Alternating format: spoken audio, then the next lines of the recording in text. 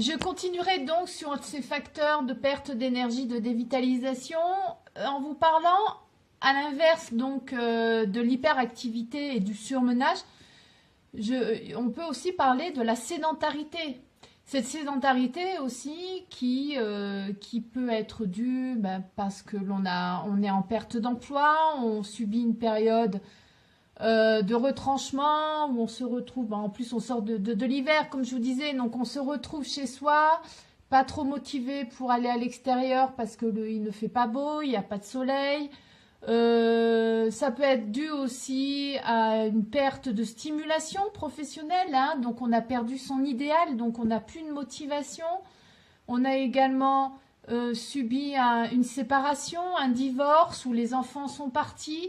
Donc, on peut avoir cette sensation d'isolement psycho-affectif. Et ça aussi, ce sont des facteurs de perte d'énergie importants. Il y a également ce qu'on appelle, nous, en médecine naturelle, les barrages énergétiques. Donc, qu'est-ce qu'un barrage énergétique? Ça peut être un vaccin.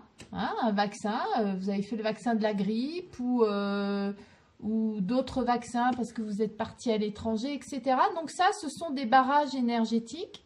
Attention, je n'ai rien contre les vaccins, ils sont nécessaires, mais effectivement, tous les excipients qui sont ajoutés au vaccin ne s'éliminent pas correctement de l'organisme et peuvent rester au niveau tissulaire et générer des problèmes de santé indépendants du vaccin, en tout cas du côté positif que doit vous amener le vaccin. Et aussi, ce vaccin peut surbooster un système immunitaire qui n'est peut-être pas capable de fournir des anticorps, ou en tout cas, cela va le surmener. Ça va créer aussi un surmenage au niveau du système immunitaire.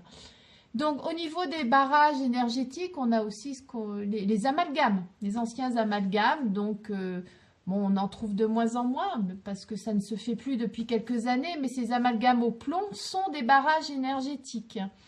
Des cicatrices aussi, qui sont restées kéloïdes, enflées, rouges. On voit bien que ça ne circule pas, la cicatrisation ne se fait pas bien. Donc ça, ce sont des freins si vous voulez avoir une image un peu plus précise, imaginez les méridiens en médecine chinoise.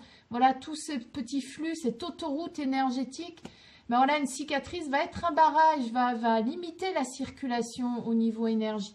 Donc, peut avoir une influence sur les tissus, sur une sensation de douleur, sur un inconfort, voilà, qui peut être constant, chronique, et qui à terme peuvent fatiguer l'individu.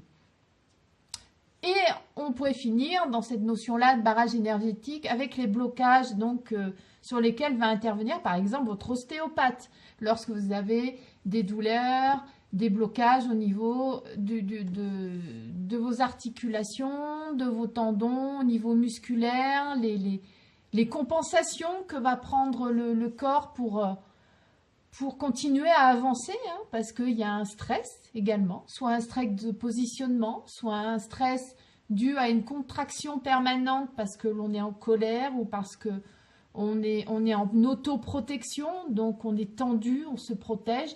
Donc ça génère des tensions et le corps est obligé de s'adapter. Donc ça, c'est votre ostéopathe qui va vous parler donc de ces blocages énergétiques. Et pour finir, il y a également les facteurs environnementaux. Donc, qu'est-ce qu'un facteur environnemental? Ça peut être une ligne à haute tension qui va générer, elle aussi, des ondes électriques et électromagnétiques qui vont être néfastes à votre cellule. Donc ça, c'est pas conscient. Ça, on retombe à nouveau dans cette notion de stress inconscient. Les ondes, hein, donc vous les avez à l'extérieur de la maison, mais vous les avez aussi à l'intérieur de la maison. Donc si vous ne coupez pas le Wi-Fi, ne serait-ce pour dormir, vous êtes constamment sous l'influence de ces ondes. Et il y a de plus en plus d'études qui démontrent qu'effectivement, elles ont des effets délétères à terme sur les cerveaux et sur la cellule. Donc ça, après, il peut y avoir aussi dans des maisons anciennes une absence de prise de terre. Donc ça aussi, le courant va circuler dans la maison et votre organisme, lui, va le ressentir. Et pour finir, je dirais que le pire, en fait, c'est la rupture avec son environnement naturel. Bon, moi j'ai la chance de vivre en Ardèche, donc on vit vraiment en contact avec cet espace naturel qui est sauvegardé et qui nous donne quand même l'accès à un territoire magnifique et sauvage.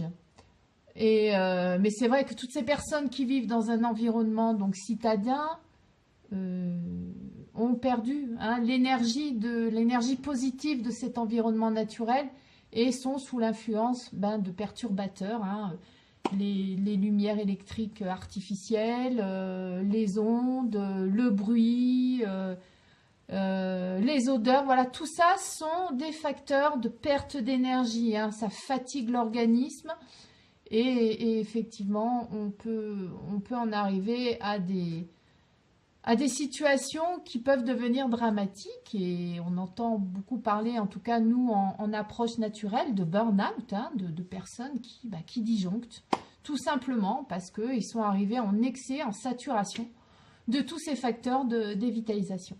Donc voilà, donc c'était pour faire un point sur ces facteurs-là. Donc ne vous inquiétez pas, on peut vraiment travailler là-dessus.